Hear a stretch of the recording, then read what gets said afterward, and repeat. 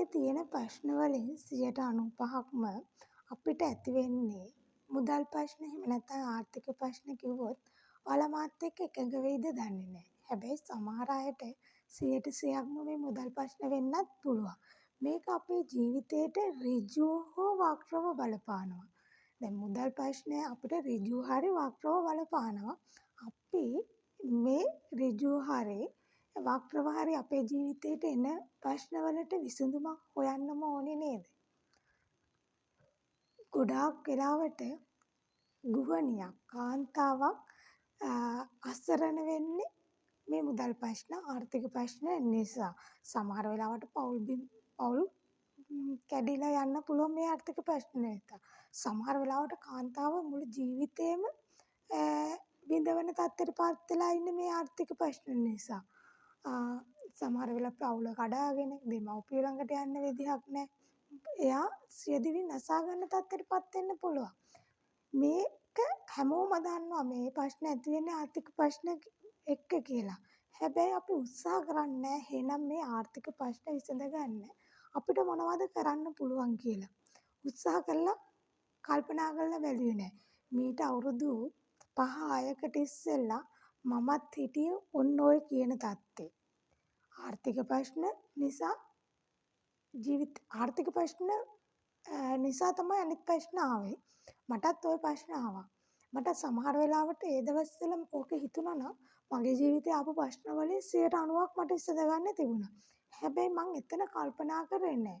ඒ කල්පනා කරන්න ගන්නකොට සමහර ප්‍රශ්න උඩු දුවලා ඉවරයි. ඒක නිසා මට හිතුණා අද වීඩියෝ එකෙන් මෙන්න මේ වගේ තත්යකටපත් වෙලා නම් ඔයාලා ඉන්නේ. ඔයාලත් එක්ක මේ ගැන කතා කරන එක වඩා හොඳයි කියලා. ඉතින් අපිට පුළුවන්ද මේ ආර්ථික ප්‍රශ්න විසඳ ගන්න? මුදල් ප්‍රශ්න විසඳ ගන්න? අනිවාර්යයෙන්ම පුළුවන්. මුදල් කියන තැන ප්‍රශ්නයක් ඇති වුණා නම් ඒක විසඳ ගන්න පුළුවන්. කොහොමද අපි මේක කරන්නේ? එහෙනම් අපිට ලැබෙන ආදායම අනිවාර්යෙන් අපි වැඩි කරගන්න ඕනනේ. මේ ආදායම වැඩි කරගන්න නම් අපි මොකද්ද කරන්න ඕනේ?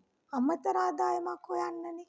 කාන්තාවකට ගෙදරට ලැබෙන මුදල අඩුයි නම්, ගෙදර ප්‍රශ්න එන්න වැඩි වෙනවා නම්, ඔයා ජොබ් එකක් කරන්නේ නැත්තම්, ජොබ් එකක් කරනවා නම්, දෙන්නම එකතු වෙලත් ජොබ් කළත් මදි නම් මොකද්ද කරන්න වෙන්නේ? එහෙනම් තව අමතර ආදායමකට යන එක නෙමෙයිද?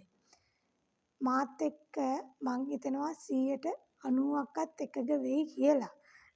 ඒ එකඟ වෙන අයට තමයි මේ වීඩියෝ එක ඔයාලා මේක බලන්න. බැලුවොත් ඔයාලට යම් දේවල් ටිකක් අවබෝධ කරගන්න පුළුවන් වෙයි ඔයාලගේ ආර්ථික ප්‍රශ්න විසඳ ගන්න. මේ ආර්ථික ප්‍රශ්න විසඳ ගන්න මං කියවන ඔයාලට පුළුවන් කියලා. එහෙනම් ඒ පුළුවන් කොහොමද කියලා කිව්වා අමතර ආදායමක් හොයන්න. මෙහෙම හිතනකොට අපි ඔයා මෙහෙම හිතන්නකෝ. අපි පොඩි දවස්වල ඉඳලම මේ ආර්ථික ප්‍රශ්න වලට මුහුණ දෙන්න නෙමෙයි ඉගෙන ගත්තේ.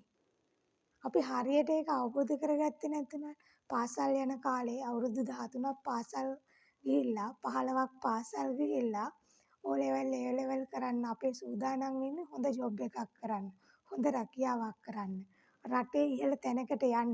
ඇයි මේ අපිට එන ආර්ථික ප්‍රශ්න, මුදල් ප්‍රශ්න විසඳගෙන හොඳ සමාජ තත්ත්වයක් ගොඩනගා ගන්න නෙමෙයිද? එතන තමයි අපේ මූලික අඩිතාලම. ඔයත් මාත් එකට එකඟ වෙලා අපේ ජීවිතේ ප්‍රශ්න දිහා බැලුවොත් මේ ප්‍රශ්න ගොඩකට හේතුව මුදල් කියලා මං කිව්වනේ. මුදල් ප්‍රශ්නේ විසඳ ගන්නා නම් අමතර ආදායමක් ඕනි කියලාත් කිව්වනේ. ඉතින් මොනවද අපි කරලා තියෙන්නේ මේ අමතර ආදායම ලබා ගන්න? ඔයා මොනවද කරලා තියෙන්නේ? මම නම් යම් පාත් එකක් තෝරගත්තා. ඉතින් ඔයත් ඔයාගේ පාත් එක තෝරගන්න කියන ආරාධනාව කරන්න තමයි අද මේ වීඩියෝ එක කරන්නේ. ඔයා තීරුම් අරගෙන මේ පාත් එකේ යා යුතුයි කියලා ඔයාට කරන්න තමයි මම මේ වීඩියෝ එක අද කරන්නේ. මගේ ජීවිතේ ඉස්සර ඉඳන්ම තිබුණු හීන තිබුණා. මටම කියලා වාහනයක් ගන්න, මටම කියලා මුදල් ඕනි, මට ඕන විදිහට අඳින්න, ලස්සනට ජීවත් වෙන්න, මට ඕන තැන වියදම් කරන්න පුළුවන්, මට ආස හිතුණු දේ ගන්න පුළුවන් ජීවිතයක් ඒ හීනේ මට තිබ්බා. ඒ හීනේ ආපස්සට යන එක තමයි අවුරුදු ගානකට ඉස්සෙල්ලත් උනේ. ඉතින් ඊට පස්සේ මට හිතුණා මේ හීන කොහොම හරි හැබෑ කරගන්න ඕනේ කියලා. මේවා ඉෂ්ට කරගන්න ඕනේ කියලා. මේ මුදල් දුෂ්කරතා නිසා මම මගේ ආදායම වැඩි කරගන්න ක්‍රමය හොයාගත්තා. හැබැයි මේක එක දවසින් වුණු දෙයක් නෙමෙයි. මේකට මට අවුරුදු 30 ගාණක් ගියා ප්‍රශ්නේ තේරුම් ගන්න. ප්‍රශ්නේ තේරුම් අරගෙන ප්‍රශ්නෙට විසඳුම් හොයන්නත් අවුරුදු 5ක් විතර ගියා. මම මේක තේරුම් ගත්තේ මෙන්න මේ විදිහට. ඔයාලා එකඟ වෙයිද කියන්න මම දන්නේ නැහැ. මම කියන හැමදේම ඔයාලා පිළිගන්න ඕනෙත් නැහැ. හැබැයි ඔයාලා මම මේ කියන දේ පොඩ්ඩක් හිතලා බලන්න. මම බැලුවා මුදල් අතින් ස්ථාවර වෙච්ච කට්ටිය ඉන්නවනේ. දැන් මගේ යාළුවෝ ඉන්නවා, මගේ ගමේ අය ඉන්නවා, මට වඩා ඉහළ පලන්තු වෙලා අය ඉන්නවා, මට වඩා සුඛෝපභෝගී ජීවිතයක් ගත කරන අය ඉන්නවා. මේ ධනවත් කට්ටියට අපි නොකරන මොනවා හරි දෙයක් කරනවා කියලා මට හිතුණා. ඒක මම කොයි වෙලාවකවත් ඔය අනිත් අය කියන විදියට හිතුවේ නෑ. මේ යටින් කුඩු බිස්නස් එකක් කරනවා, ගංජා බිස්නස්. මං හිතුවා නෑ හැමෝම කුඩු විකුණන්නේ නෑ, හැමෝම ගංජා විකුණන්නේ නෑ, හැමෝම ওই දේ කරන්න කැමති වෙන්නේ නැහනේ. හැබැයි මොනවා හරි දෙයක් කරනවා. මොකක්ද ඒ කියලා මං හිතන්න ගත්තා. බලනකොට ඔයා හිතලා බලන්න මම මේ කියන දේවල් පුරුදු කියලා. දැන් මගේ යාළුවා මගේ ගමේ අය පොහොසත් කියලා අපිට වඩා ඉහළ මට්ටමක ඉන්න හැම කෙනෙක්ම එයාලට ආවේනික බිස්නස් එකක් තියෙනවා. හැම කෙනෙක්ම බිස්නස් ෆීල්ඩ් එකේ ඉන්නවා. මේක ඔයාලට තවත් පැහැදිලි කරන්න මම මෙහෙම කියන්නද ඔයාලා දන්න. ඔයාලා හිතන්නකෝ ඔයාලා ගමේ එකම විදිය ડોක්ටර්ස්ලා දෙන්නෙක් ඉන්නවා. එකම උපාධිය ඒ කියන්නේ උපාධිය අරන් තියෙන්නේ. හැබැයි එක්කෙනෙක් චැනලින් කරනවා, අනිත් එක්කෙනා චැනල් කරන්නේ. මේ දෙන්නගේ තත්ත්වය කොහොමද? චැනල් එක්කෙනා නේද වඩා පොහොසත්. හොඳ සුඛෝපභෝගී ජීවිතයක් ගත කරන්නේ. ඒ වගේම හොඳ උපාධිධාරී ගුරුපත්වයෙන් ලැබපු ටීචර්ස්ලා දෙන්නේ. ගුරුවරු දෙන්නෙක් ඉන්නවා. එක්කෙනෙක් ටියුෂන් කරනවා, අනිත් එක්කෙනා ටියුෂන් කරන්නේ. කොයි එක්කෙනාද හොඳ සුඛෝපභෝගී ජීවිතයක් ගත කරන්නේ? ප්‍රයිවට් කරලා බිස්නස් එකක් අත්තට හදාගත්තු කෙනෙක් නේද?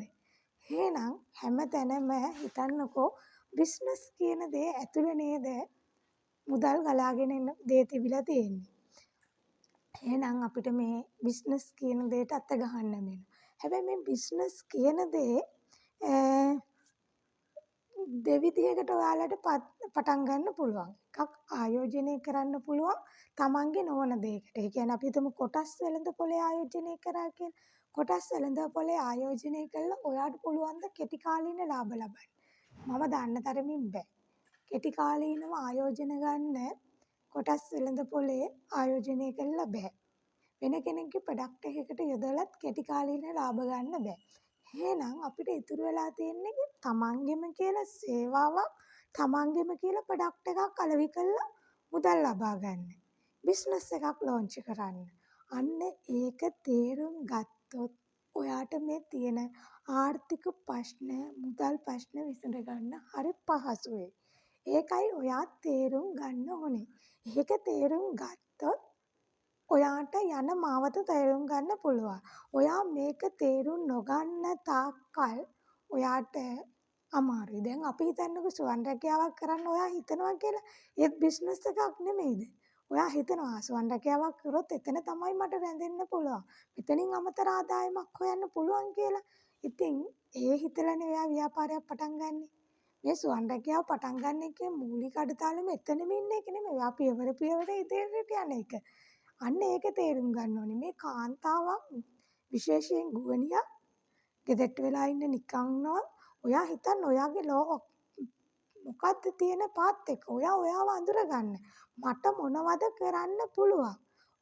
ඔයාව අඳුරගන්නේ නැති තාක්කල් ඔයාගේ දුක්කට හේතුව නම් निराකරණය කරගන්න බෑ.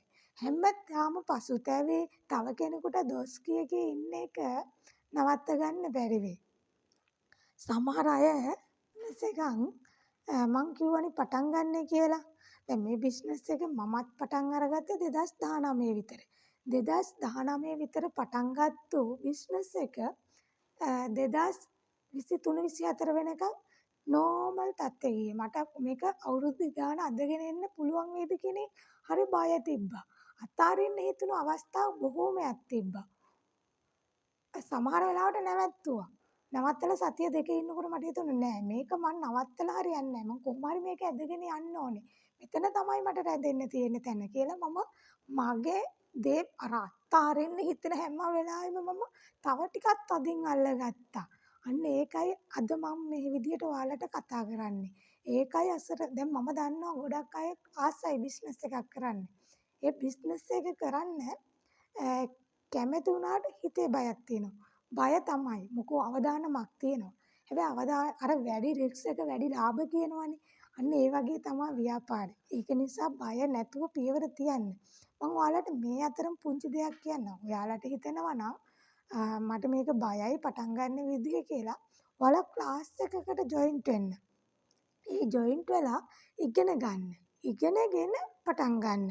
දැන් අපි අවුරුදු 15ක් 13ක් පාසල් ගියානේ.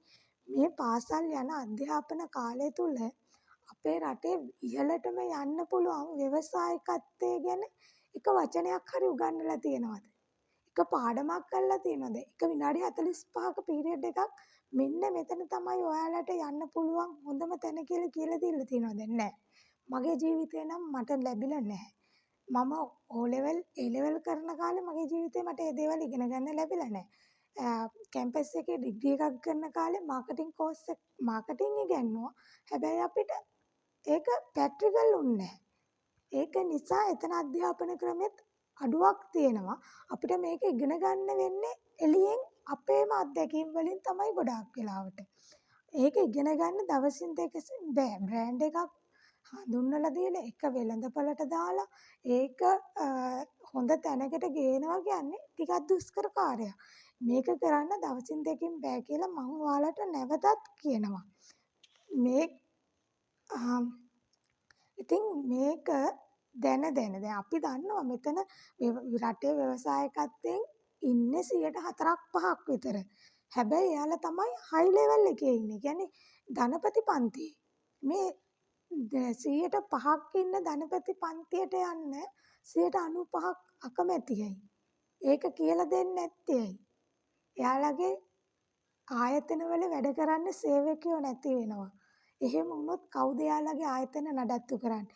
අන්න ඒ හේතුව නිසා තමයි කෝස් එකක් හැදුවත් ඒක භාගයට හදන්නේ. දෙයක් ඉගෙනුවත් ඒක භාගයට උගන්වන්නේ.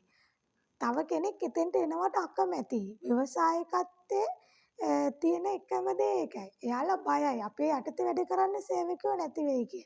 ඒක නිසා මේක ඉගෙන ගන්න නම් මම දන්නේ අධ්‍යාපනයේ පාසල් අධ්‍යාපනය තුල කැම්පස් අධ්‍යාපනය තුල නෑ. කෝස් එකක් එක තැන් වලින් කරත් ඔයාලට බොහෝ වෙලාවට තියෙන්නේ දැන් අපි හිතමු කේක් නම් කේක් පාඨමාලාවක් කරන්න තියෙයි. මැහුම් නම් මැහුම් පාඨමාලාවක් කරනවා.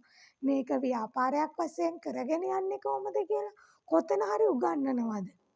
ඒ ඉගැන්නුවත් සමහර විටිය කොටස් වශයෙන් ටික ටික ගෙවලා දැනුම ගන්න යම් කාලයක් යනවා. ඒක හරි අමාරුයි තමයි. හැබැයි අපිට කොහොම හරි මේක ඉගෙනගෙන තේරුම් ගන්න ඕනේ. දැන් මගේ මේ ව්‍යාපාරයේ මේ තත්ත්වයට ගේන්න එක ෆීල්ඩ් වල හිටියා. එක දේවල් කරා. දැනුම දන්න අයගෙන් ටික දේවල් ඉගෙන ගත්තා. ඒකල්ල මම දැනුම රැස් කරගත්තේ. අපේ රටේ ගොඩක් අය තව කෙනෙක් දියුණු වෙනවට කැමති නැහැ. එයාලට වැඩියෙන් ඉහළට යනවට කැමති නැහැ. අවුරුද්දක් ඇතුළත කෙනෙකුට ව්‍යාපාරයක් පටන් අරගෙන ඉහළට යන්න හරි අමාරුයි. ඒක ටික කාලයක් යනවා කරන්න. ඒ කාලය ඇතුළත ගොඩක් වෙලාවට කරන්නේ බහුතරය කරන දේ. කියන්නේ 95% කරන මට්ටමට යන්න තමයි අපිට ඕනේ. 105 මට්ටමට එන්න අපි හරි අකමැතියි. මම කියන්නේ ඔයාලට 8-5 ජොබ් එකක් කරලා ඉහළට යන්න බෑ කියලා. හැබැයි එහෙමත් එක්කෙනෙක් තමයි 8-5 ජොබ් එකක් කරලා මධ්‍යම පන්තියේ සාමාන්‍ය තැනක ඉන්න පුළුවන්. අර ධනපති කියන තැනට ඔයාලට යන්න මං හිතන්නේ පුළුවන් කියලා. හරියටම ජොබ් ව්‍යාපාරයක් පටන් අරගෙන අවුරුද්දක් ඇතුළත 80%ක් කඩා වැටෙනවා. ඊළඟට අවුරුදු 5ක් ඇතුළත 90%ක් විතර කඩා වැටෙනවා. මේකට හේතුව අර දරාගෙන ඉන්න බැරිකම. ඉතින් 80ක් 90ක් කඩා වැටිලා රැඳිලා ඉන්න පුළුවන් 90ක් 10ක වගේ ව්‍යාපාර ප්‍රමාණයක් නම් මේක හරියට තේරුම් අරගෙන මේ කරන්න ඕනේ. දැන් මම මේ තත්ත්වෙට මේක ගේන මාර කට්ටක් කෑවා. හැබැයි මට මේක අත්හරින්න උවමනාව තිබ්බට අත්හරින්න බැහැ. මම ඒ අත්හරින්න ඕන තැන තව හයියෙන් අල්ලගත්තා. ඒක නිසා තමයි අද මම මෙතන තියෙන්නේ. දැන් මං ඔයාලට කියන්නේ මගේ අත්දැකීම් එක්ක කෙනෙක් නෑ. අපි මේ තත්ත්වේ ඉන්නේ කියලා කිය ඉන්නවට වැඩිය ඔයාට තියෙන්නේ මුදල් ප්‍රශ්න නම් ආර්ථික ප්‍රශ්න නම් සමහර විට අපිට ඒක නොතේරෙන්න වක්‍රාකාරයෙන් ඇවිල්ලා ඇති. එන්නේ ඒක තේරුම් අරගෙන ඔයාලා අමතර ආදායමක් කියන තැනට යන්න ඕනේ. අමතර ආදායමක් කියන තැනට ගිහිල්ලා ඔයාට කරන්න පුළුවන් මොකද්ද කියලා ඔයා හොඳට තේරුම් ගන්න ඕනේ. ඒ කියන්නේ දැන් සමහර වෙලාවට දැන් මේක වීඩියෝ එක බලලා තව කෙනෙක් කරන දෙයක් බලලා ඔයා හිතන්න එපා ওই බිස්නස් එක ඔයාට කරන්න පුළුවන් කියලා. ඔයාට පුළුවන් දෙයක් තියෙනවා. ඔයාව අඳුර ගන්න ඕනේ. ඔයාව අඳුරගෙන මේ තැනට ආවොත් ඔයා අර කඩා වැටෙන 80% 90% තැනට යන්නේ. ඔයා ආස කරන ඔයා දක්ෂ ඔයාට කරගෙන යන්න පුළුවන් දෙයකින් ඔයා එන්න. අනිත් එක හොඳම දේ තමයි ඔයා පුංචි ආයෝජනයකින් පටන් ගන්න. දැන් ව්‍යාපාරයක් ඔයා හිතනවා මට මෙතන තමයි ගොඩ එන්න පුළුවන් කියලා රට වටේටම ණය වෙලා ණයට අරගෙන ලෝන් දාගෙන ව්‍යාපාර කරන්න යන්න එපා. එතකොට කොතනදී හරි අපි හිර වුණොත් අපේ මුළු ජීවිතේම අර හිටියටත් වැඩිය කඩා වැටෙනවා. අන්න ඒ දේවල් හරියට තේරුම් ගන්න ඕනේ. ව්‍යාපාරයක් පටන් ගන්නකොට පටන් ගන්න ඕනේ පුංචිම තැනින්. ඒ තැනින් පටන් අරගෙන ඒක ආයෝජනය කර එතනින් දෙයක් කරොත් තමයි ඔයාට පියවරෙන් පියවර ඉදිරියට ගිහිල්ලා අතන රැඳෙන්න පුළුවන්. ඉතින් ගුවනියක් කාන්තාවක් තව කෙනෙකුට නැසිවිලි කියනවට වඩා අපි හිතමු යාළුවෝ කට්ටියක් එකතු වුණාට පස්සේ ওই යාළුවෝ කට්ටිය අතර එක්කෙනෙක් ඉන්නවා හරි සතුටින් හොඳට වියදම් කරලා. අපි ඒක දිහා බලලා දුක් වෙනවා. අයියෝ අපිට කරන්න බෑනේ කියලා. බැරිකම නෙමෙයි. උවමනාව නැතිකම. ඔයාව අඳුරගෙන නැතිකම. අන්න ඒ නිසා මේ ආර්ථික ප්‍රශ්නවලට මූලිකම අඩිතාලම් දාන්න ඕනේ අමතර ආදායමක් හොයන එක. මේ අමතර ආදායම හොයන්න ඔයාව අඳුරගන්න. ඔයා කවුද? ඔයාට මොනවද කරන්න පුළුවන් කියන එක තේරුම් ගත්තොත් ඔයාට මේ තියෙන ප්‍රශ්නවලින් 90ක් 95ක් විසඳ ගන්න පුළුවන්. ඉතින් මාත් එක්ක මං හිතනවා අද මේ වීඩියෝ එකේ ඔයාලා එකඟ වෙයි. එකඟ වෙනවා නම් කමෙන්ට් එකක් දාන්න. ඉතින් ඔයාලට පුංචි හරි දෙයක් මේ වීඩියෝ එක හරහා ගන්න ලැබුණා නම් ඇත්තටම සතුටුයි. ඒක ඔයාලට හිතෙනවා නම් වීඩියෝ එක හොඳයි කියලා ලයික් එකක් දාන්න, කමෙන්ට් එකක් දාන්න අමතක කරන්න එපා. ඒ වගේම channel එක අලුතෙන් බලන කෙනෙක් නම් channel එක subscribe කරන්න කියන පුංචි ඉල්ලීමක් කරනවා. ඊළඟ වීඩියෝ එකෙන් හමු වෙන බලාපොරොත්තු වෙයි. අදට මම ඔයාලගෙන් සමුගන්නවා. ඔයාලා හැමෝටම යහපත් සුන්දර දවසක්.